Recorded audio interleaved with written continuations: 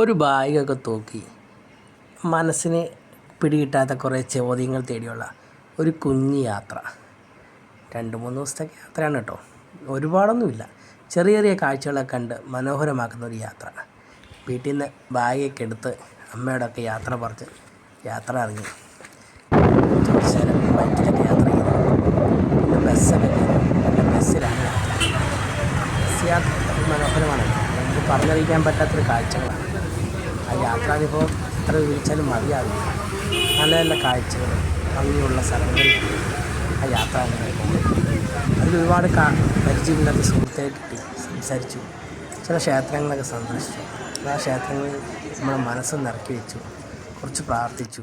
പിന്നെ രാത്രി കാഴ്ചകളൊക്കെ കണ്ട് വീണ്ടും ഫുഡൊക്കെ കഴിച്ച് വീണ്ടും യാത്രകൾ തുടർന്നു. വീണ്ടും ക്ഷേത്രങ്ങൾ സന്ദർശിക്കുക, ഭക്തിയോടെ മനസ്സറിഞ്ഞൊന്ന് പ്രാർത്ഥിക്കുക. ഇതൊക്കെയാണ് ജീവിതത്തിൽ ഏറ്റവും കൂടുതൽ സന്തോഷം. പിന്നെ പുതിയ പുതിയ ബസ് സ്റ്റാൻഡ്, ഇതെല്ലാം കണ്ട് നമ്മൾ മനസ്സിന് സന്തോഷം നൽകുന്ന ഒരുപാട് കാഴ്ചകൾ. യാത്രാനുഭവം എത്ര വിളിച്ചാലും മതിയാകും. അതിനിടയ്ക്ക് പരിചയമുള്ള ഒരുപാട് മുഖങ്ങളെ തേടി യാത്ര ചെയ്തു. ടീച്ചറമ്മയെ കണ്ടു, സംസാരിച്ചു. പാലക്കാട് ടീച്ചറിനെ കണ്ടു. അത് ഈ നേരം പറഞ്ഞു കടലിൽ ചെന്ന് കാഴ്ചകൾ മനോഹരമാണ്.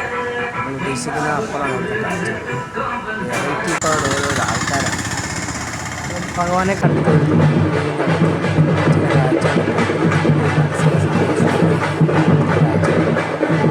നമ്മുടെ ഒരു ഭക്തി നിർഭരമായ നിമിഷത്തിൽ നമ്മൾ പറഞ്ഞറിയിക്കാൻ പറ്റാത്ത ഒരുപാട് അനുഭവങ്ങളാണ് മനസ്സിൽ വരുന്നത്. ഓരോ പ്രയാസങ്ങളാണ്.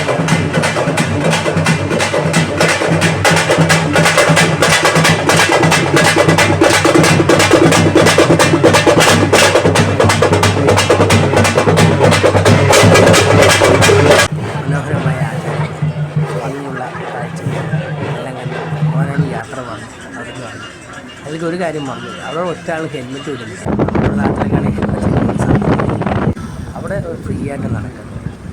പിന്നെ കുറേ കാഴ്ചകളാണ്. ഞാനെനിക്ക് ഒരുപാട് മിസ് ചെയ്തു കേട്ടോ. ഹോട്ടലുകൾ, കഴിച്ച ആഹാരങ്ങൾ, ഇതൊന്നും ഞാനവിടെ രേഖപ്പെടുത്തിയിട്ടില്ല. അതൊന്നും വീഡിയോയെടുക്കാനൊന്നും പറ്റിയില്ല. ചിലതൊക്കെ കാഴ്ചകളൊക്കെ നഷ്ടപ്പെട്ടിട്ടുണ്ട്. എന്നാൽ കഴിയുന്ന രീതിയിലുള്ള കാഴ്ചകളും ഭംഗികളും വിവരണമൊക്കെയാണ് ഞാനിവിടെ പറയുന്നത്. ഇത് എത്രത്തോളം പ്രസക്തിയുണ്ടോ യൂട്യൂബറൊന്നും അല്ല കേട്ടോ. നല്ല ചെറിയ കാഴ്ചകൾ കണ്ട് വീണ്ടും യാത്ര. ഇതൊരു മനോഹരമായ ഈശാശില നമുക്കൊന്ന് കണ്ടിരിക്കേണ്ടതാണ്. ജീവിതത്തിൽ ഒരു വട്ടെങ്കിലും ഇവിടെ പോകണം. ഭയങ്കര ഫീലിംഗാണ്. നമ്മൾ ആ മനസ്സിലുണ്ടാകുന്ന പ്രയാസങ്ങളൊക്കെ ഒരു നിമിഷം എല്ലാം മാറ്റി വെച്ച് അവിടെ ഒരു ക്ഷേത്രമുണ്ട് കേട്ടോ. ഒരു ശിവലിംഗ ക്ഷേത്രമാണ്. ഇപ്പോൾ പ്രവേശനമില്ല, ജസ്റ്റ് ഫോട്ടോ ഞാൻ എടുത്തതേ ഉള്ളൂ. പുറത്തുനിന്ന് മൊബൈലൊന്നും അലൗഡാണ്.